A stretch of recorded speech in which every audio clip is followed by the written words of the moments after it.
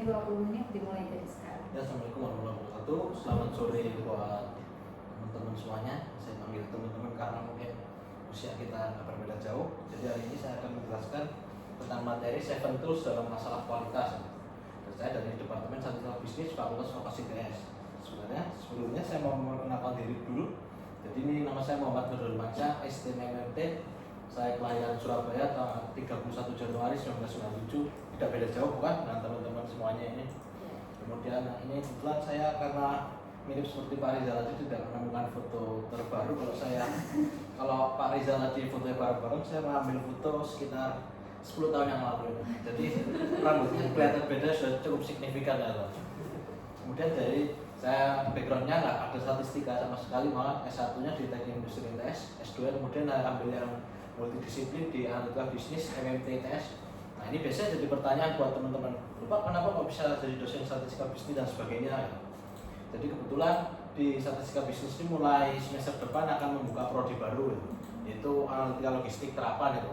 Oleh sebab itu mulai tahun 2023 itu mulai menjaring dosen-dosen dengan background teknik industri atau yang punya background logistik and supply chain gitu. Selain itu juga memang di silabusnya statistika bisnis itu juga ada kayak kuliah tentang yang berkaitan dengan teknik industri seperti riset koperasi, kemudian manajemen rantai pasok dan sebagainya gitu.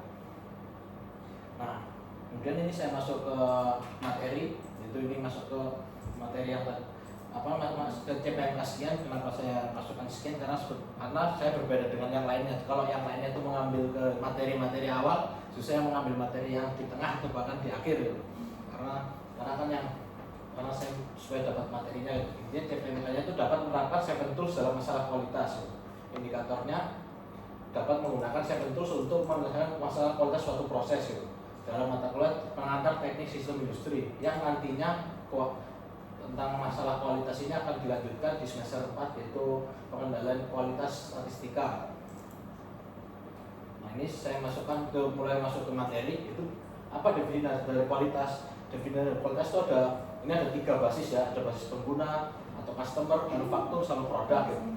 Kalau basisnya pengguna yaitu kualitas dapat memuaskan pelanggan, di mana produk itu sesuai dengan keinginan pelanggan atau customer. Biasanya kan ada customer satisfaction dan sebagainya ya. Atau mungkin berbasis manufaktur, ketika kita memproduksi sesuatu pendekatan yang yaitu produk harus memenuhi standar dan harus dibuat benar sejak awal. Atau berbasis produk yaitu suatu variabel yang dapat diukur, di mana variabel tersebut dalam presisi dan dapat dihitung. Ini definisi dari yang 3 basis yang saya buat ini.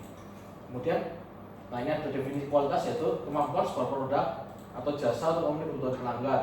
Nah kualitas itu tidak hanya dari produk saja, namun juga bisa dari jasa, seperti kita misalnya pelayanan naik ojek online atau mungkin naik transportasi umum atau mungkin nginep di hotel dan sebagainya gitu.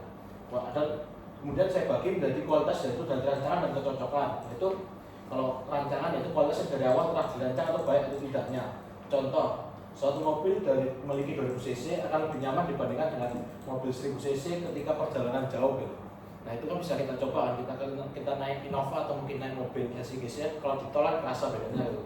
Atau mungkin dari Bapak Ibu ada contoh lain yang kualitas rancangan, Bapak mungkin bisa memberikan contoh gitu, simpel kan nggak harus ini, maksudnya nggak harus yang ini. Bapak ada contoh atau Ibu gitu. Atau mungkin Ibu yang dari Departemen Mesin kan Bapak bisa memberikan contoh itu kualitas suatu rancangan gitu. Mungkin kalau bahasa Jawa itu ada keyword yang saya suka, kualitas itu satu keywordnya seken.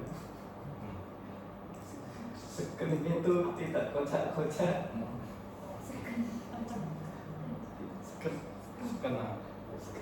Mungkin kalau saya itu ada, kalau Bapak tadi bilang seken itu saya ada ini, saya biasanya itu kan ada terminologi yang ada harga ada rupa gitu kan. Biasanya kan gitu kan, memang begitu seperti itu kan. Atau mungkin kualitas yang kedua adalah kualitas kecocokan, yaitu kualitas yang dibandingkan dengan standar produknya. Contoh air minum yang terdapat campuran klorin sesuai dengan kebutuhan manusia. Apabila melebihinya akan menimbulkan reaksi yang mungkin buruk bagi konsumen. Ini contoh kalau misalnya ada yang kurang tepat dari bidang kimia bisa dikoreksi, atau kalau sudah tepat ya alhamdulillah, berarti contoh saya nggak salah ya.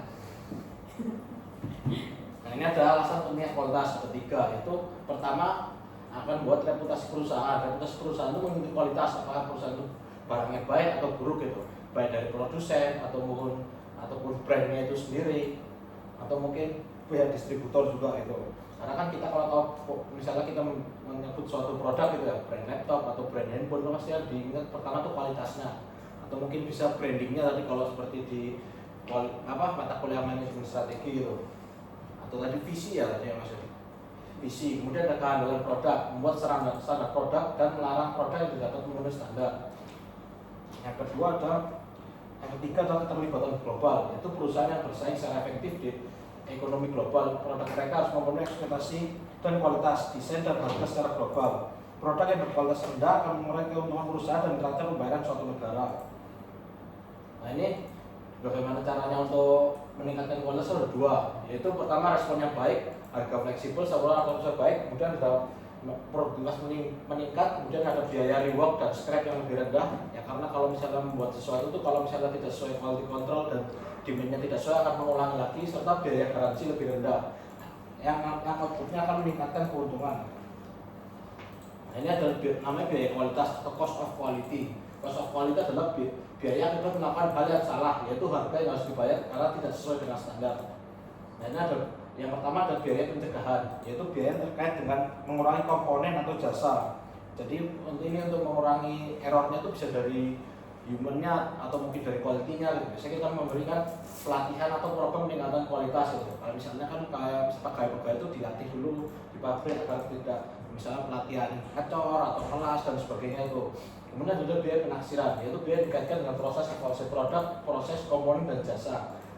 Contohnya biaya pengujian, laboratorium dan pemeriksaan. Yang ketiga ada biaya kegagalan internal. Nah ini yang kita sering terjadi kalau di perusahaan itu misalnya gagal memproduksi sesuatu, ada cacat atau apa, nanti barangnya akan di rework atau scrap atau di proses produksi komponen jasa yang rusak sebelum diantar ke pelanggan. Serta yang keempat adalah biaya eksternal, yaitu biaya terjadi setelah pengiriman barang atau jasa yang cacat, seperti rework, barang kebalikan, kewajiban, kehilangan kepercayaan dan biaya pada masyarakat gitu. Ini misalnya bisa jadi ini pada proses logistiknya juga oleh yang ini. Nanti misalnya ketika barang diantar nanti ada namanya error gitu, nanti dikembalikan ke ada misalnya keterlambatan pengiriman atau mungkin barangnya diambil sama ekspedisi dan sebagainya gitu.